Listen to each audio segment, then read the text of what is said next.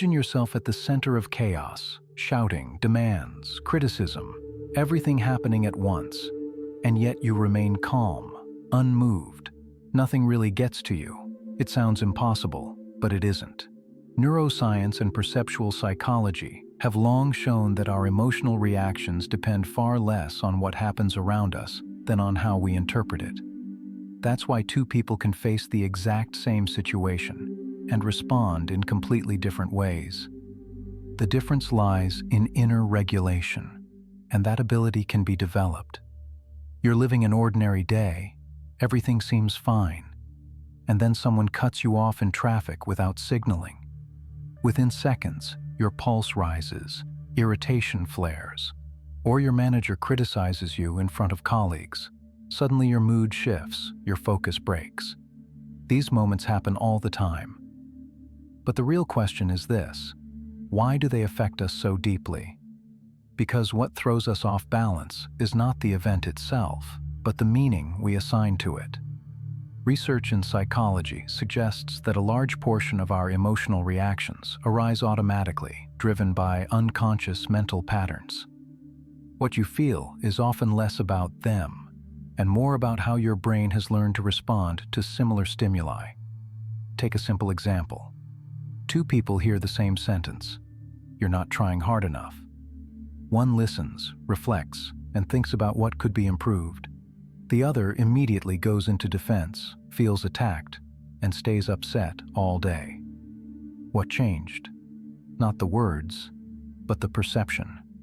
These reactions arise because we accumulate interpretations, fears, insecurities, like buttons waiting to be pressed. When they activate, the reaction feels uncontrollable. But it doesn't have to be this way. Realizing that your reaction comes from within, not from outside, is the first step. And once you see that clearly, you begin to regain control. Most emotional reactions are unconscious, automatic, almost wired in. Because the brain works through patterns, it stores past experiences, emotional associations, and creates fast responses to conserve energy. The problem is that many of these responses were formed without our awareness. For example, if you grew up in an environment of constant criticism, your brain may have learned that criticism equals threat. And now, when someone points out a mistake, even with good intentions, your body reacts as if under attack. Muscles tighten, breathing speeds up, thoughts become scattered. This isn't personality, it's reflex. Research in effective neuroscience indicates that the brain is especially sensitive to intense experiences, and negative stimuli often leave a stronger imprint. That's why one sharp remark can outweigh many compliments. And here's the key point: even when the present situation has nothing to do with the past, the brain may respond as if it's the same threat, as if a button were pressed, launching an old program. You may not even notice that your behavior is driven by memory, by an old emotional script. This is known as emotional conditioning. It's not an exaggeration. It's how the nervous system works. But the good news is this: learned patterns can be rewritten. And the first step is noticing the moment you switch into autopilot. The next step is learning how to interrupt that automatic process. And it begins with a simple yet powerful concept: the conscious pause. When something irritates or destabilizes you, the natural impulse is to react immediately. But between stimulus and response, there is a small space. If you learn to notice it and act within it, you gain control not over what happens, but over how you respond. A real example: one executive shared that he used to react harshly to criticism in meetings until he adopted the 5-second rule. Whenever irritation arose, he forced himself to take a deep breath and silently count to 5 before speaking. Just 5 seconds. Often enough for the brain to shift from a reactive state into a more rational one. This changed the team atmosphere and how others perceived him. Calmer, more reliable. And there is empirical support for this. Research on emotional self-regulation suggests that practicing pause and reflection is associated with lower impulsivity and steadier decision-making under pressure. There is another simple technique as well: shifting the physical focus. When you feel close to exploding, stand up, leave the room, drink some water. Physical movement helps interrupt the automatic chain. It's not avoidance, it's strategy.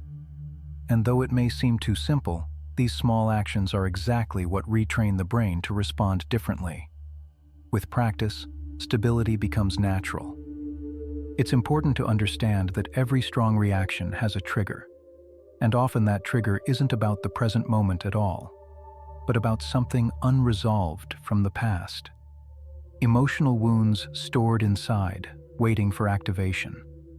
They tend to surface when someone, even unintentionally, touches a vulnerable spot. For instance, someone who spent childhood constantly trying to earn parental approval lives in a state of prove yourself. Years later at work, when their efforts go unnoticed, they don't just feel disappointed, they feel invisible, rejected. Their reaction isn't about the manager, it's about the past still living inside them. These patterns are far more common than we realize. Psychological research indicates that early emotional experiences shape how we respond to criticism, rejection, and failure in adulthood.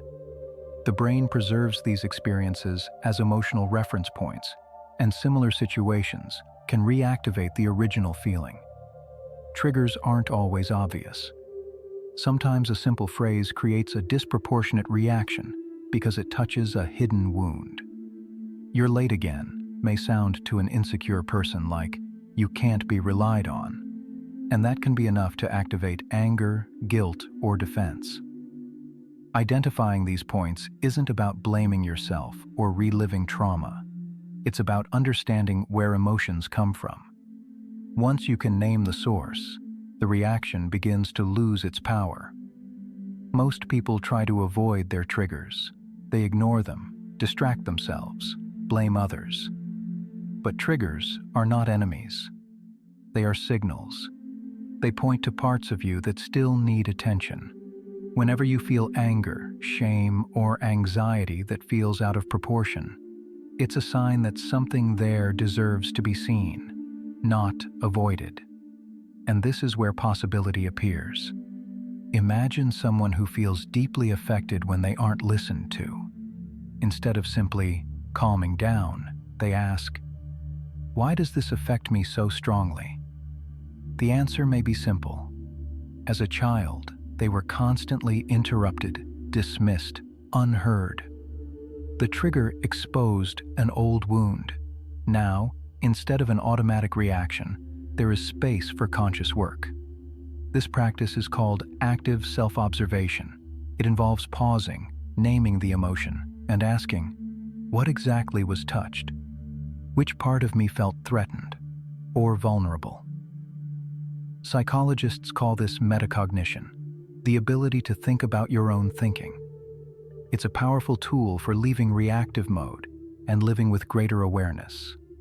Studies suggest that people who regularly practice emotional reflection tend to experience less stress in difficult situations, because once the source of emotion is understood, the brain no longer treats the trigger as an immediate threat. Instead of fighting discomfort, you start using it as a map. Every reaction becomes a clue, and each clue, when read correctly, leads toward a more balanced, more resilient version of yourself. Training the mind for stability is not about willpower, it's about repetition. Just as the body grows stronger through regular exercise, the mind reshapes its patterns through daily practice. And that training begins with 3 simple habits: awareness, emotional journaling, and gradual exposure to discomfort. First, awareness, or mindfulness. You don't need to sit in meditation posture. It's enough to notice what you feel in the moment. Anger rises, and instead of acting on it, you observe it. You give it a name. That alone activates neural systems involved in regulation. Research suggests that even brief, consistent awareness practices can reduce nervous system reactivity in stressful situations. The second habit is emotional journaling, writing down what you felt, what triggered it, and how you responded. Over time, patterns emerge. You begin to recognize recurring triggers and even anticipate your reactions. The third element is gradual exposure to discomfort, placing yourself in controlled situations that challenge you, speaking publicly, saying no instead of yes, receiving criticism without defensive posture. The more often you face what once destabilized you, the faster the brain learns that there is no real threat, and the intensity fades. A practical example: a marketing specialist who used to panic at negative feedback began deliberately practicing with constructive criticism. Within weeks, her anxiety decreased, not because criticism disappeared, but because her mind stopped interpreting it as danger. These habits, practiced consistently, reshape how you relate to the world. And importantly, anyone can begin, even with just a few minutes a day. Adopting a neutral stance does not mean becoming indifferent. It means separating the fact from the meaning you assign to it. Many people experience criticism, conflict, or mistakes as personal attacks, but often they are simply facts. Interpretation turns a comment into an insult, an error into a failure, lateness into disrespect. For example, two people receive the same message: "We need to talk." One immediately tenses. "I did something wrong." The other responds calmly, "Sure." When works for you? Same content, different interpretation. Cognitive psychology explains this by pointing out that the brain tends to treat uncertainty as potential threat, an ancient survival mechanism. Today, however, that instinct often interferes. Neutrality acts as a filter. Instead of reacting to assumptions, you deal with what actually is. This reduces tension and clarifies decisions. Look at elite athletes. They are trained to remain neutral after mistakes or provocations because they know emotional reaction costs focus. This isn't coldness, it's strategy. You can apply it anywhere. Receive criticism. Instead of "they're against me," ask, "Is there something useful here? What can I improve?" The answer may be uncomfortable, but it will no longer be distorted by emotion. This approach prevents problems from inflating, while keeping control out of unnecessary emotional hands. Many people live trying to control everything: what others think, how events unfold, what each attempt leads to. But the more you try to control what lies outside your influence, the more anxiety and frustration you generate, and the more vulnerable you become. Let's be direct. Most things in life are not fully up to you. Other people's behavior, workplace changes, opinions, unexpected circumstances, all of this lies beyond direct control. But there is one thing firmly within it: how you choose to respond. Research suggests that people who accept uncertainty and navigate unpredictability more effectively experience lower stress and greater emotional stability. They aren't passive, they simply know where to direct energy and where not to waste it. A practical example: a team leader micromanaged every detail and burned out, demotivated staff, missed deadlines, personal exhaustion. When he learned to loosen control, trust the process, grant autonomy, and respond when necessary, rather than constantly intervene, productivity improved, and so did the team atmosphere. Letting go of control doesn't mean surrender. It means acting with clarity, doing what's within your reach, and accepting that some things simply aren't. Ironically, by controlling less, you often influence more. People respond better. Results come with less resistance, and your mind becomes freer for what truly matters. This is where real change begins. You stop reacting automatically and start choosing consciously how to act. The difference is subtle, but it transforms your relationship with the world. Reaction is impulse. Emotion driving action unfiltered. Response is different. You notice what you feel, understand the context, and choose. You're at the wheel. For example, you receive a rude email from a colleague. Automatic reaction. Reply sharply, irritated. Conscious response. Pause for a moment, reflect, and write clearly and respectfully, addressing the issue without escalating conflict. This choice requires self-control, but also clarity, and it can be learned. Research on emotional distancing suggests that people who observe thoughts before acting tend to make more rational decisions and regret them less afterward. Another useful tool is the strategic pause. When emotion intensifies, create a gap between stimulus and response. A deep breath, a brief walk, writing your reply, and rereading it before sending. This creates space for choice. With practice, stability becomes natural. Emotions stop steering your behavior, and life becomes steadier, less volatile. There is also a powerful social effect. When you respond calmly and clearly, others begin to react differently to you. The environment gradually adjusts to your rhythm. When you change how you respond to the world changes how it responds to you. This isn't exaggeration, it's the dynamics of interaction. Emotionally stable people inspire trust. They don't need to raise their voice. They don't over-explain. They don't justify themselves unnecessarily. They speak more clearly, listen more attentively, and remain composed even amid instability. This affects relationships, outcomes, and the opportunities that begin to appear. One example, a professional began practicing pauses, noticing triggers, choosing responses consciously. Within months, without changing roles or companies, they were invited into more strategic discussions. Why? Because leadership saw someone who remained steady under pressure. And stability signals reliability. Reliability commands respect. There is also the phenomenon of emotional contagion. Research shows that one person's emotional state influences those around them. You enter a calm space, you feel it. You enter a tense one, you feel that too. Your inner state works the same way.